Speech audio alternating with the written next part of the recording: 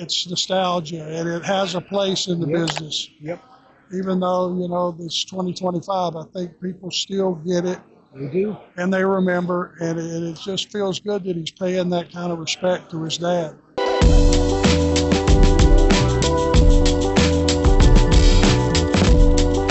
Another guy that you've known since he was a kid, and I'm not sure if he was, I'm not sure if you helped create what he's become, but that's Dusty's son, Cody.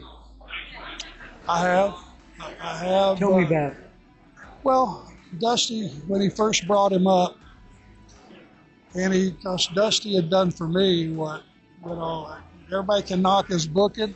Every time they booked me against Dusty, I knew I was going to take the elbow. I knew I was going to get beat, but having a rub with being in the ring with Dusty Rhodes, having him bleeding, having him selling, that's how I made my career. It wasn't ever beating anybody. It was beating whoever I was working with up. Absolutely. And you know, I wasn't bumping them around. I wasn't doing a bunch of fancy stuff. I would just mug a guy. You know that. Doing your business. What about Cody? So Cody, you know, I said, you're going to run up against a lot of issues being second generation, number one. More importantly, Dusty Rhodes is your dad. So what you got to do, you're a handsome kid. You look like a lifeguard at Laguna Beach or something. You're going to have to be solid, and more solid than everybody else in the match, which is going to make you stand out. There's nothing worse than a handsome guy kicking the shit out of you. Yep. You know, if a guy looks like a monster, okay, I get that. But when you look like Cody, your work has got to be snug but safe, and it's got to be vicious when it's time. Baby faces have to be able to use these. Yep.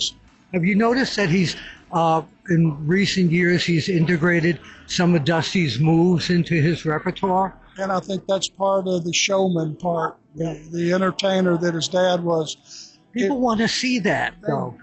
It makes, like when the dad and the granddad's watching with the grandson, and he's pulling for Cody and all that stuff, they recognize when he would do a Dusty-ism. And it's nostalgia, and it has a place in the business. Even though, you know, it's 2025, I think people still get it. They do. And they remember, and it just feels good that he's paying that kind of respect to his dad. Last question. Recently, we lost the greatest showman in the business, Hulk Hogan. Tell us about your relationship with him and the whole... Nothing personal. I didn't have a personal relationship with him because we were heels and he was the eternal babyface. So we were never in the same bar at the same time or anything like that. I just saw him take a moment in time back when it started. What was it, 85? And he completely turned the business up on its head. It went from wrestling, sports entertainment.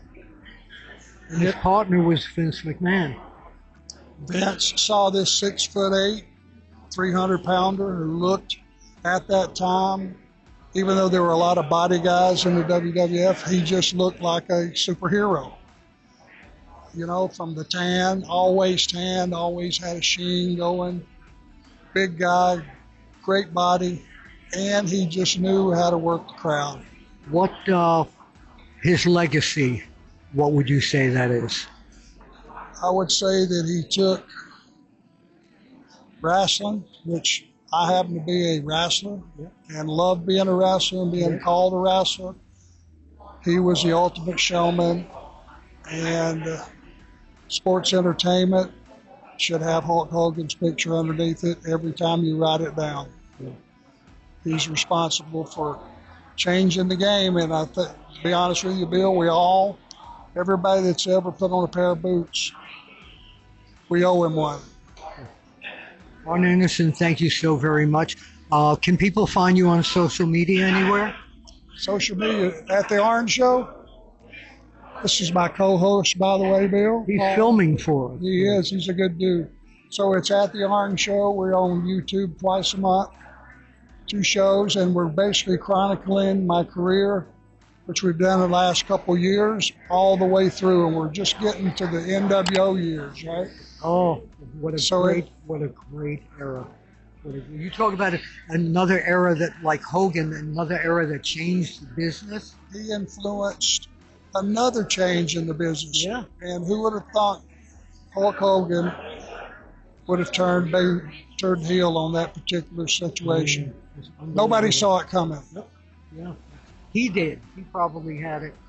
He probably had it here. It might have taken some, because he was such a huge babyface and his merch sales and all that stuff was so high. It might have been for a minute hard to convince him to do it, but once he was on board, he went with it and it worked. His merch tripled in sales. It carried not only our company, but it carried the entire business. Sure did. For life. Made people want to watch, and something brand totally new. Arn, thank you so very much for. I love you. I love you too. You know that. So Sure. I've known him since he started, when you were under a different name. My name. Many, many years ago. Yeah. So, and you've always been one of my favorite people. Personally. I feel the same. There's just a few of us left. Thank you. Yeah, but we're still here. Tell me that 10 years from now you'll be interviewing my son, and I'll be a happy camper. Well, your son's sitting right over there. Yes, he certainly is. What kind of dad is he, by the way, Brad? He was a great dad. Just never wanted to mess up when he was out of town, because you got one ass whooping from Mama and one ass whooping from Pops when he got home. That was the only thing. You heard it here exclusively on the Apter Chat. This is Bill Apter with Arn Anderson, the Enforcer, and we'll see you at the matches.